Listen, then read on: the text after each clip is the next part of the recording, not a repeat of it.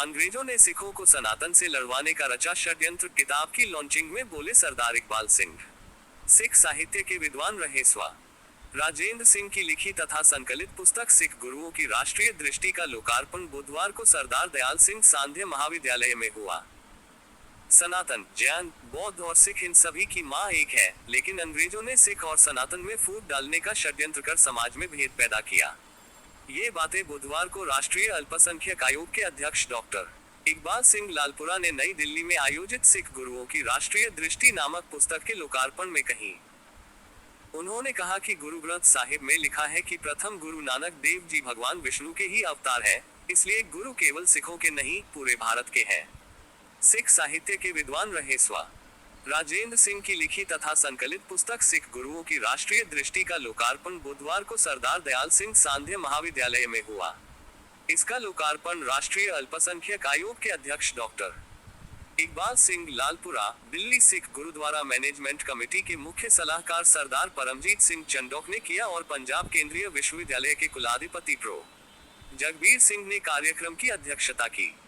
Delhi Sikh Gurdwara management committee के मुख्य सलाहकार परमजीत सिंह चंडोक ने कहा कि गुरुओं ने मानवता का संदेश दिया और खालसा पंथ की स्थापना की।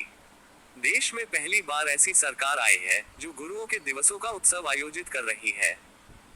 देश की स्वाधीनता के 75 वर्षों में पहली बार इसी सरकार ने करतारपुर साहिब कॉरिडोर खोलकर वहां तक आम जन की पहुंच को सुगम बनाया।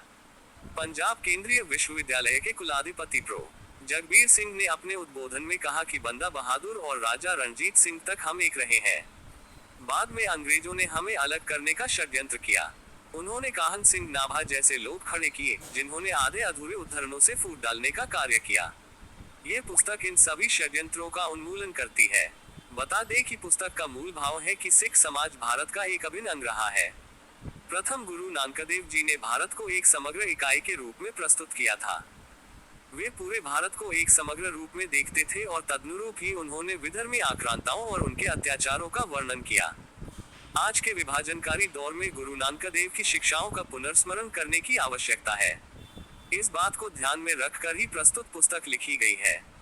पुस्तक के लेखक स्व राजेंद्र सिंह जी सिख साहित्य के विद्वान थे और उन्होंने श्रीराम जन्मभूमि मामले में सर्वोच्च न्यायालय में गवाही देते हुए सिख साहित्य में श्रीराम जन्मभूमि का उल्लेख होने के प्रमाण प्रस्तुत किए थे।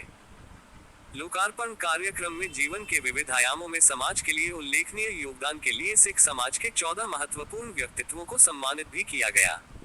सम्मानित होने वाले महानुभावों में उत्कृष्ट श्रेणी में 1. यदविंदर सिंह, शहीद ए आजम भगत सिंह के प्रपौत्र, अध्यक्ष all India Bhagat Singh brigade. इन्होंने शहीद ए आजम भगत सिंह की जेल डायरी का प्रकाशन में संधू एंड ऑर्गेनाइजेशन के प्रयास से प्रकाशित पुस्तक का लोकार्पण मार्च 2014 में पीएम नरेंद्र मोदी और स्वामी रामदेव की उपस्थिति में किया गया।